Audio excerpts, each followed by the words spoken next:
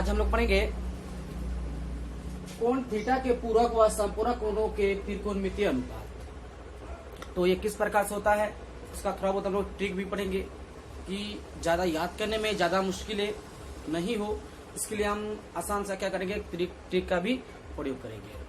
तो इसको क्लास को जो है अच्छे से देखिए, ध्यान देके देखिए, समझिए और चलते हम लोग को देखिए। कोण थीटा के पूरक व संपूरक कोणों के त्रिकोणमितीय अनुपात। आप लोग सभी को जानते हैं कि त्रिकोणमिति में जो है अनुपात में 6 होते हैं, ऐसे 3 होते हैं, 3 का ही उल्टा सीधा कर क्या होता है, 6 होता है। तो पहला कोण आपका कोई भी त्रिभुज आपका दिया रहेगा, जैसे मान लेते आप लोग को एक ये कौन सा त्रिभुज दिया है, तो एक ये समकोण त्रिभुज आपका दिया है, तो ये आपका कौन सा कोण हो गया, ये आपका हो गया थीटा कोण, और ये भी आपका क्या हो गया, थीटा कोण।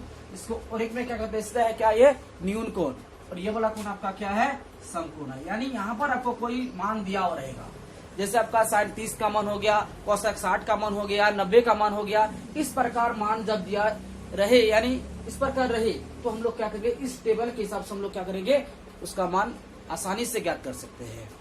उसी प्रकार देखिए त्रिकोणमितीय रेशियो में कितना है, देखिए sin theta, cos theta, tan theta, cosec theta, sec theta, cot theta.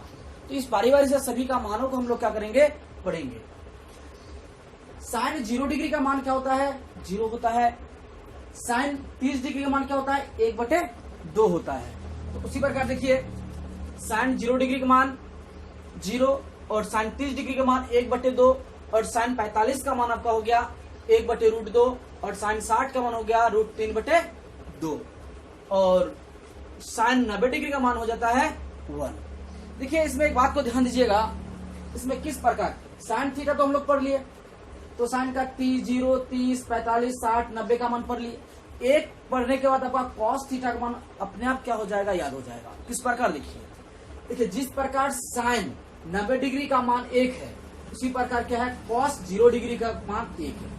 ये इस तरह होते हुए गया और फिर शुरू से यहाँ से आके क्या हो गया, आपका शुरू हो गया। या आप ऐसे कर सकते हैं कि इधर से शुरू होकर खत्म हो गया, तो यहाँ जो पहला जो रहेगा इसका यहाँ पर दे दीजिए, इसके बाद वाला यहाँ पर आया, इसके बाद वाला यहाँ पर आया, इसके बाद वाला यहाँ और इसके बाद वाला यहाँ। इस प्रकार से हम लोग लिख सकते हैं। तो cos 0 डिग्री का मान क्या है, 1 है, और cos 30 डिग्री का मान क्या है, √3/2 है, और cos 45 डिग्री का मान 1/√2, cot क्या होते हैं, cos 60 डिग्री का मान हो गया 1/2 और cos 90 डिग्री का मान हो गया 0। तो देखिए ना कितना आसान से है। इसी प्रकार sin 0 का मान और cos, देखिए जिस प्रकार sin 0 डिग्री का मान 0 हो गया, उसी प्रकार cos 90 डिग्री का मान क्या है, 0 है। तो नेक्स्ट अगला है tan थीटा।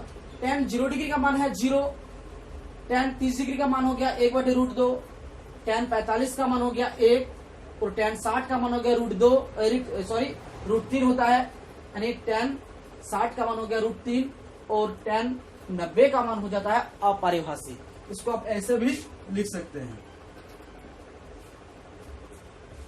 तो अगला है cosec। cosec 0 डिग्री का मान अपरिभाषित, सेम टू सेम यही प्रोसेस, ये दो एक साथ में आ जाएगा, एक याद कीजिए दूसरा याद हो जाएगा, ये दोनों में एक साथ और ये दोनों में एक साथ आ जाएगा। तो जिस प्रकार tan 0 डिग्री का मान इस तरह से लंबा कर गया, फिर क्या कीजिए, cosec का मान इसी का क्या कर दीजिए, उल्टा करके बैठ जाइए। तो cosec 0 डिग्री का मान अपरिभाषित, cosec 30 डिग्री का मान 2 और cosec 45 का मान √2, cosec 60 का मान 2/√3 और cosec 90 का मान क्या होता है, 1 होता है। तो sec 0 डिग्री का मान 1 और sec 30 डिग्री का मान 2/√3 और sec 45 डिग्री का मान √2 और sec 60 का मान होता है 2 और 60-90 का मान होता है अपरिभाषित। उसी प्रकार cot 0 डिग्री का मान हो गया अपरिभाषित, cot 30 डिग्री का मान हो गया √3, cot 45 का मान हो गया 1, cot 60 का मान हो गया 1/√3 और cot 90 का मान हो गया 0।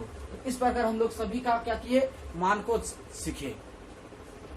तो आगे हम लोग पढ़ेंगे क्या है, पूरक कोण और संपूरक कोण। पूरक कोण क्या होता है, तो छात्रों यदि दो कोणों का योग 90 डिग्री होता है तो उस कोण को हम लोग क्या कहेंगे, पूरक कोण कहेंगे। फिर से एक बार, दो कोणों का योग यदि 90 डिग्री होता है तो उस कोण को हम लोग पूरक कोण के नाम से जानते हैं। और दूसरा आपका क्या है, समपूरक कोण।